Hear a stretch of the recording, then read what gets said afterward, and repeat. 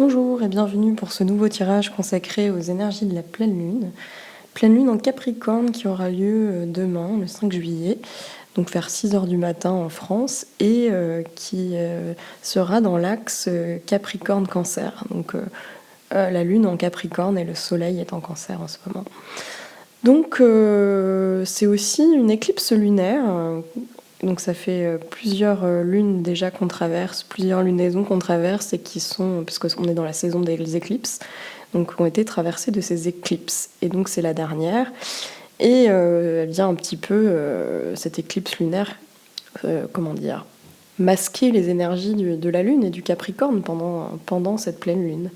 Donc on va voir un petit peu qu'est-ce que ça vient éveiller en nous, tout ça, et quels sont les messages du tarot. Alors, en extérieur, on a la maison Dieu. Ouh là là. Alors, ça va pas être une pleine lune toute douce, apparemment. La force au centre. Et le battleur à l'intérieur. Encore cette énergie de l'arcane sans nous qui vient un petit peu nous travailler. La lune, présente, qui vient remuer nos émotions. Et le pendu. Ok.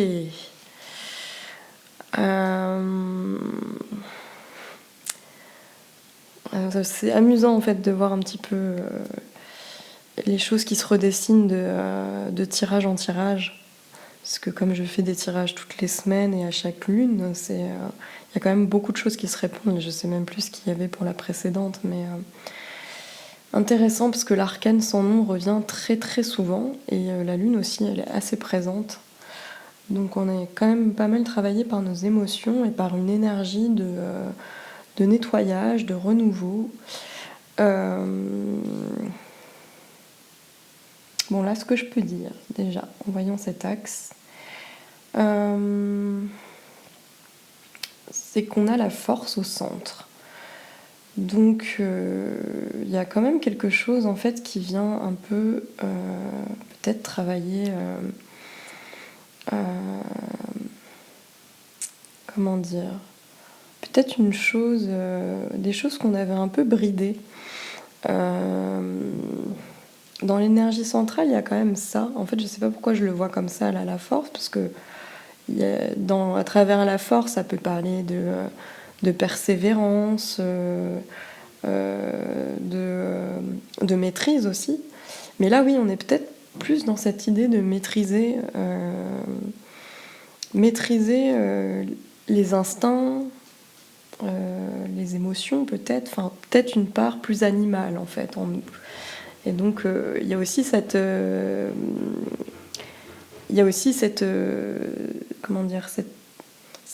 façon de vouloir retenir des choses ou de les brider un peu en fait. Donc peut-être que ça va éveiller ces choses-là, mais j'ai l'impression que du coup avec la maison Dieu qui est exprimée à l'extérieur, dans la part manifeste, si on avait un petit peu justement retenu des choses, si on avait essayé de les contrôler, là ça explose un petit peu quoi. Là c'est un peu l'explosion, quand on a trop limité, c'est un peu la cocotte minute, la maison Dieu. C'est un volcan en éruption quoi. Donc c'est quelque chose qui vient un tout petit peu là extérioriser des choses. Ça peut être aussi une prise de conscience avec la maison Dieu. Il y a quand même quelque chose comme ça. Bon après, elle n'est pas placée dans la partie intérieure, donc c'est vrai que je le vois moins nécessairement comme une prise de conscience, mais plutôt comme quelque chose là qui fait péter la bouteille de champagne quoi. Il y a un peu une explosion de plein de choses qu'on avait peut-être un peu contenues ou qui étaient déjà en travail en fait. Et c'est vrai que la force, elle nous parle un peu de l'animalité, de nos instincts, et du coup parfois aussi de son contrôle en fait, de cette part-là. Ça vient aussi nous parler de volonté, de dépassement aussi. Il y a quelque chose comme ça. Et donc de toute façon, j'ai l'impression que ça va être un peu plus fort que nous, quoi. Là, la maîtrise, elle va un peu lâcher, quoi. Donc là, ouais, ça vient exprimer une espèce de puissance qu'on a en nous, quoi. Peut-être des désirs aussi, parce que dans la force, il y a aussi les désirs, quoi. Les désirs qui sont peut-être contenus aussi, mais du coup, qui vient en explosion, quoi. Avec la Maison Dieu, il y a un espèce de renversement qui semble arriver d'un coup, comme ça, précipitamment. Ça peut être des choses qu'on s'est retenu de faire, ou ça peut être des émotions qu'on a un peu comprimées, quoi, et que là, qui ont besoin de sortir. Donc oui, ça peut se manifester différemment, quoi. Ça peut se manifester aussi bien par des révélations, des éclatements, peut-être des disputes aussi, des colères, des choses qui arrivent soudainement, en fait. Voilà. Il y a vraiment cette idée de soudaineté avec la Maison Dieu.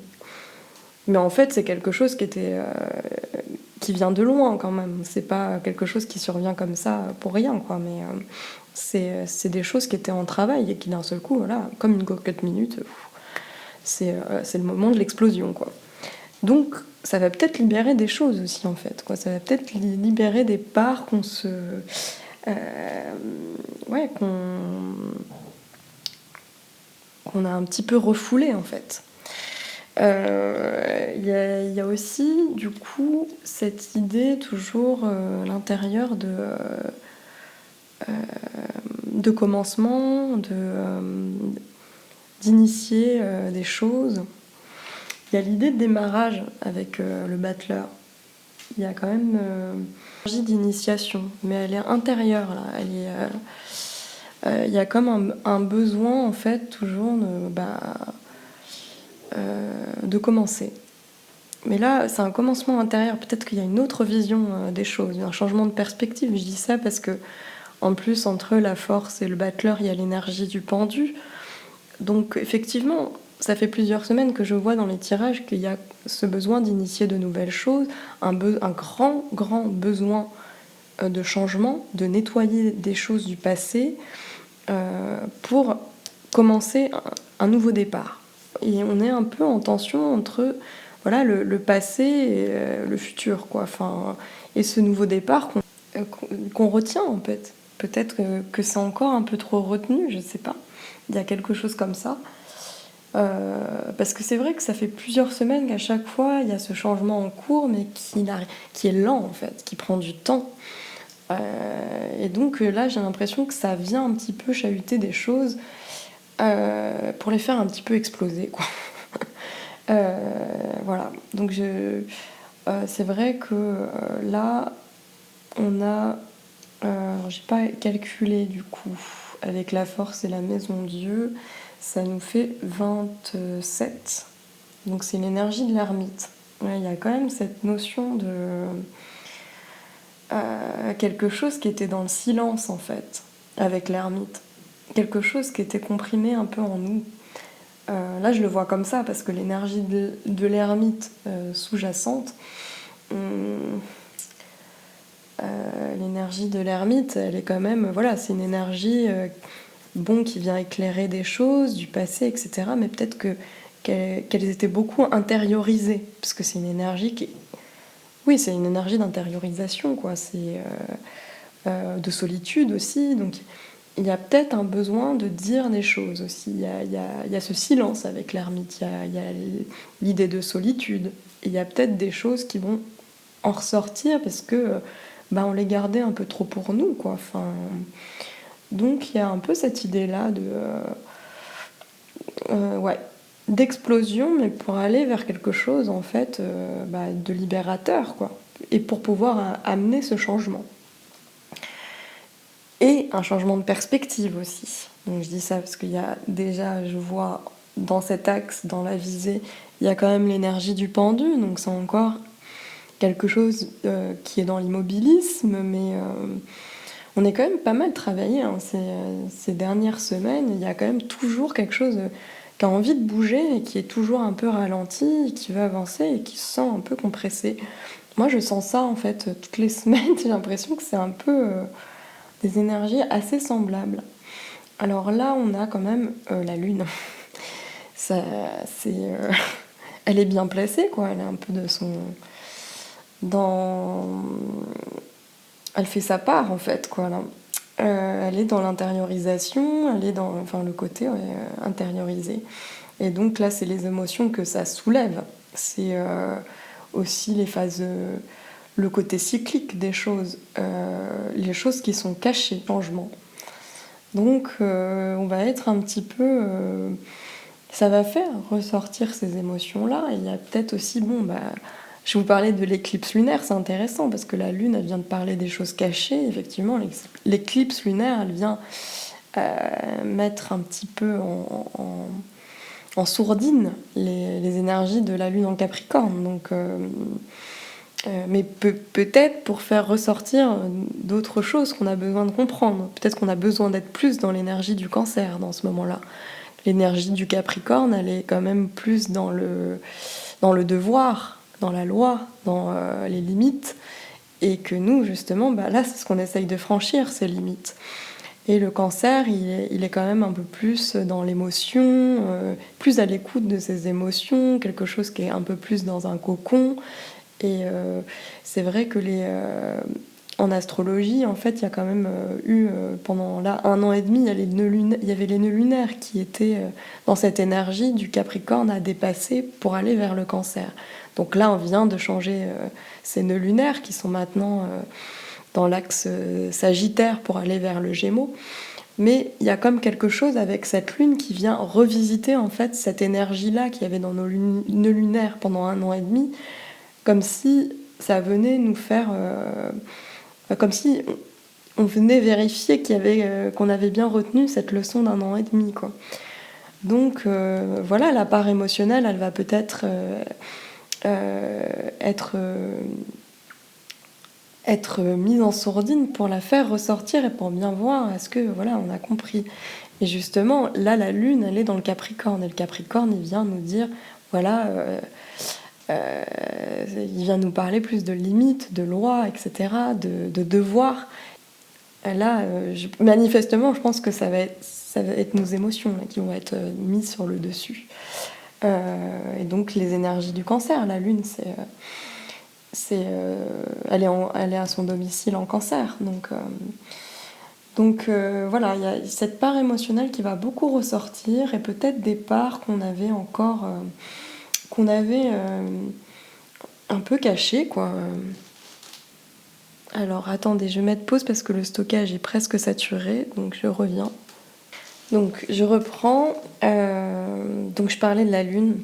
Et effectivement, du coup, cette Lune qui est plutôt dans la partie intériorisée, celle-ci c'est la partie extériorisée, voilà, elle vient un tout petit peu... cette carte de la Lune, elle nous parle, elle, d'imagination, de créativité, de la part inconsciente en fait aussi, qui remonte à la surface. Donc ça, peut-être que cette Lune qui vient masquer des choses, elle vient remettre en même temps aussi les projecteurs sur quelque chose qui était vachement présent en fait, mais qui remonte à la surface. Et il y a effectivement il y a quelque chose qui saute là en fait, qui se manifeste à l'extérieur. Et pareil avec l'arcane sans nom qui vient nettoyer nos mémoires du passé. La Lune, c'est aussi le passé en fait. C'est aussi une carte qui peut montrer une certaine nostalgie. Il y a quelque chose qui remonte à la surface et qui peut nous rendre un peu nostalgiques aussi du passé. Il y a cette énergie dans la Lune qui vient nous parler de la nuit, qui vient nous parler de nos intuitions, de nos rêves. Donc il y a tout ça en fait que ça vient brasser en fait avec cette pleine lune. Et là, dans les énergies extérieures, on a quand même toujours cette carte de l'arcane sans nom qui vient remuer, nettoyer en fait ces énergies du passé et qui tente aussi de s'en séparer, pas de s'en séparer, mais d'ouvrir un nouveau chapitre en nettoyant les choses dont on ne veut plus. Et là, en fait, il est manifesté quand même. Donc il y a quelque chose qui va s'opérer pendant cette lunaison, parce qu'en fait, ça dure quand même 15 jours, quoi. Enfin, donc jusqu'à la prochaine nouvelle lune. Donc il y a quelque chose qui va être en nettoyage pendant cette période et qui va nous pousser à changer de perspective.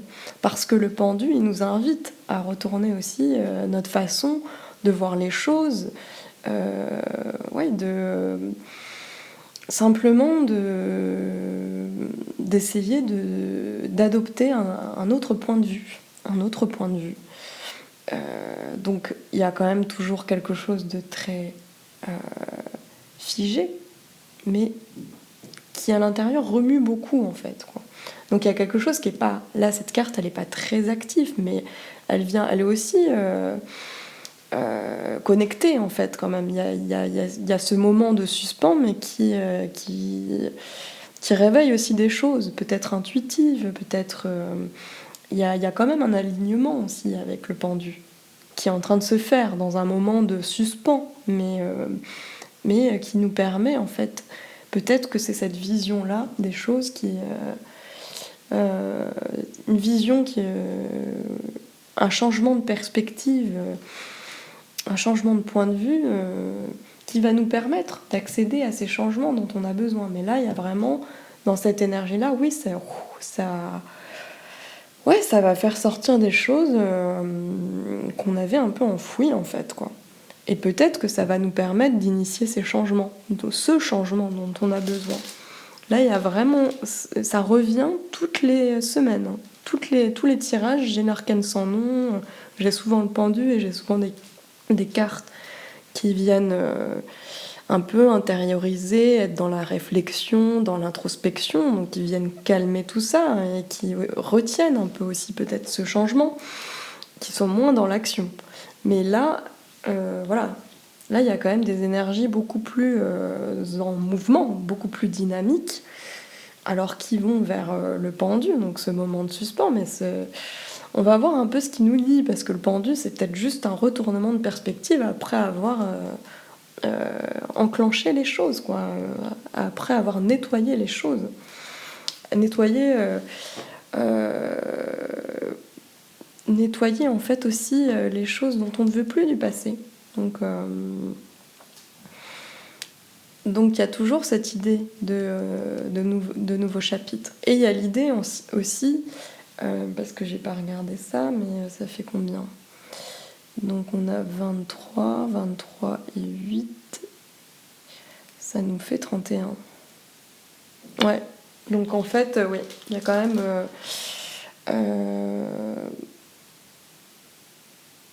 il y a 31, donc ça nous fait 4, et derrière, en fait, il y a l'énergie de l'empereur. Donc c'est coupé avec des parts de nous-mêmes dont on ne veut plus, ou coupé avec le secret aussi, avec les choses qu'on a trop enfouies et qui ont besoin de s'exprimer, là, en fait. Et derrière, il y a l'énergie de l'empereur. Donc il y a quand même... Il y a derrière tout ces énergies remuantes, ça c'est le changement, mais c'est un changement en profondeur où on élimine les choses dont on ne veut plus. Donc il y a quand même quelque chose, voilà, qui travaille en profondeur et qui est aussi radical, quoi, qui nettoie en fait, et qui élimine. Ouais. Donc voilà, il y a quelque chose de puissant dans ces énergies, mais avec la lune, voilà, ça vient nous dire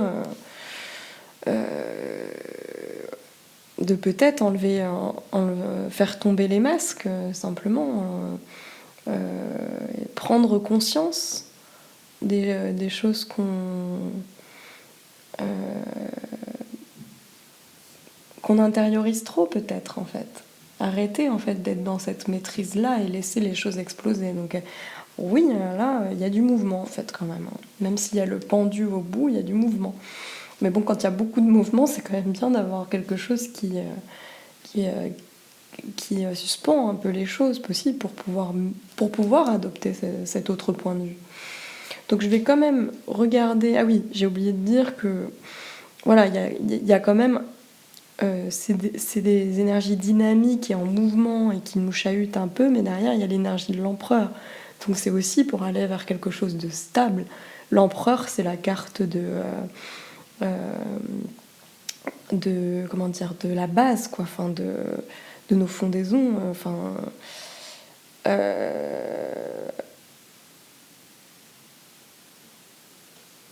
de notre stabilité en fait. C'est pour retrouver une stabilité intérieure aussi, ou extérieure d'ailleurs. Mais il y a quelque chose qui a besoin, comment dire, de retrouver une assise en fait.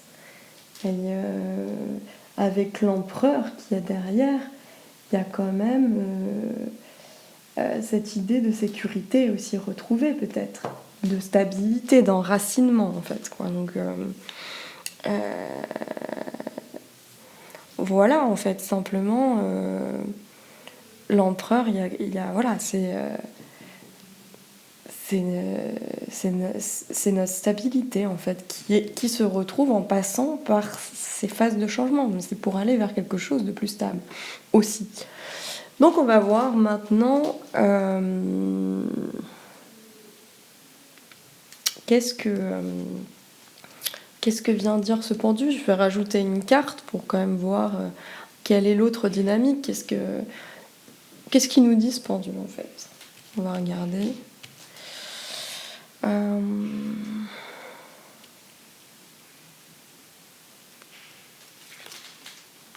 Voilà. Alors là, pour moi, il n'y a pas de doute. Je l'avais pas vu sous cet angle. En fait, je l'avais vu comme un changement de perspective par rapport aux autres cartes que j'avais à ses côtés. Mais là, ça vient carrément nous parler de lâcher prise. Hein. C'est vrai que je l'avais pas vu comme ça, mais ça peut s'exprimer aussi comme ça, avec la maison Dieu qui vient exploser des choses, l'arcane sans nom qui finit le chapitre pour aller vers ce nouveau cycle. Il y a quand même quelque chose qui est lâché là en fait. Pour moi, cette pleine lune, elle vient nous amener un lâcher prise, quoi. Le lâcher prise justement par rapport à cette maîtrise, cette retenue qu'on avait en fait. Là, il y a besoin que ça sorte. Et avec l'énergie du mât, bah voilà, on va vers ce renouveau-là, en fait, quoi. Ça libère quelque chose. Ça libère quelque chose. Là, c'est pas du coup un pendu qui est dans l'énergie, comment dire, de suspens, en fait. Il y a quelque chose, en fait, qui effectivement nous fait changer de perspective et surtout nous fait lâcher, en fait, quoi. Parce que, je le remontrais, mais le pendu, il est attaché, d'accord, mais déjà, il sourit. Enfin, moi, des fois, je la vois qui sourit, mais il y a une espèce de relâchement aussi, en fait. Le fait, peut-être qu'il est attaché, ça lui permet aussi de lâcher, de finalement, de se détendre aussi, quoi. Il est en suspens, il est retenu, quoi. Donc, mais avec l'énergie du mât, pour moi, ça vient clairement parler. Cette énergie du pendu, elle est plutôt comme un lâcher-prise pour aller vers l'inconnu, en fait. De lâcher ses sécurités en fait. Lâcher les sécurités. Alors je dis pas qu'il faut faire n'importe quoi, hein, c'est pas la question, mais c'est juste que effectivement, en fait, faire plus confiance à l'inconnu. Avoir plus confiance en soi pour pouvoir traverser les choses et aller vers ce nouveau chapitre. Mais le mât, il avance avec confiance, quoi, en fait. Il est... Pardon. Voilà, il est dans cette énergie du présent, enfin, du présent perpétuel, quoi. Enfin, il est dans le moment présent. Il est ancré profondément dans le présent. Et du coup, il goûte chaque instant à sa juste valeur, quoi. Enfin, il n'est pas, en fait, dans l'angoisse du futur. Lui, il y va, en fait, avec confiance. Et du coup, bah oui, ça me dit que ce pendu-là, il vient nous parler surtout pas de blocage, mais justement d'un déblocage. C'est une énergie libératrice, là, le mât.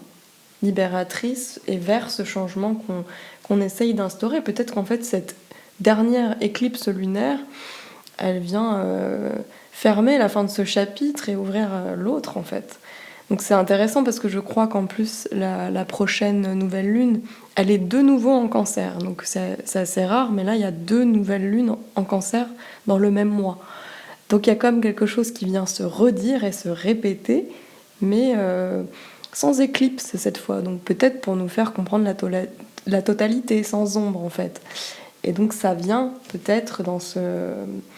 ouais, il y a quelque chose qui se répond de lunaison en lunaison, et là, oui, je crois que c'est intéressant de, bah déjà de s'écouter, d'écouter qu'est-ce qui se passe en nous pendant ces moments-là, en fait. Qu'est-ce qui vient à nous, en fait. Qu'est-ce qui se passe en nous. C'est intéressant de le voir, et de voir si on trouve des réponses de lune en lune.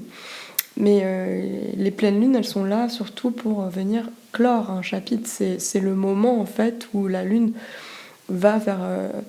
elle va être descendante pour aller jusqu'à la prochaine nouvelle lune. Et donc pendant 15 jours, on a ces énergies où bah, c'est le moment de terminer quelque chose qu'on n'a pas terminé, reprendre des choses qu'on avait mis en suspens. Enfin, c'est ce bon moment-là, mais il faut s'écouter en fait dans ces moments-là, parce que chacun a des besoins différents, a des envies différentes. Donc, mais en tout cas, dans l'énergie collective, il y a vraiment cette énergie de renouveau et bah, d'inattendu, de soudaineté aussi. Donc là, il y a vraiment quelque chose qui se libère à l'extérieur, quoi, qu'on ne garde plus à l'intérieur de nous.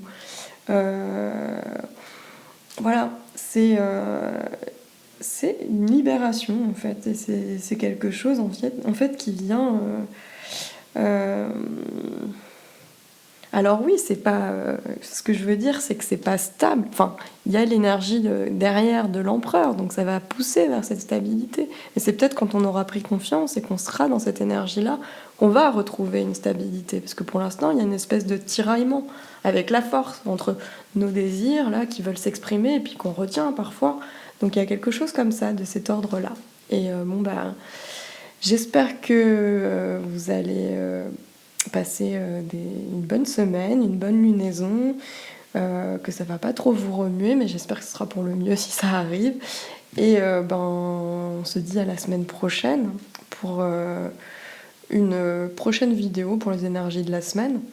Mais là, en fait, bon, je pense que ça suffira pour cette semaine de savoir un petit peu, d'avoir ces énergies-là avec la Lune, quoi. Après, je vous invite à aller voir mes précédentes vidéos parce que c'est intéressant de voir comment ça se répond de lune en lune, puisque j'ai fait plusieurs vidéos déjà. Et il y a souvent des énergies qui se répondent, quoi, simplement. Donc, ben, n'hésitez pas à laisser des commentaires si ça vous a plu. J'espère que ça vous parle. J'espère que c'est intéressant en tout cas de savoir comment ça résonne en vous. Alors n'hésitez pas à me laisser des commentaires, à aimer ma vidéo, et puis à me suivre aussi. Donc ben, à très vite en tout cas, et puis très bonne semaine à vous.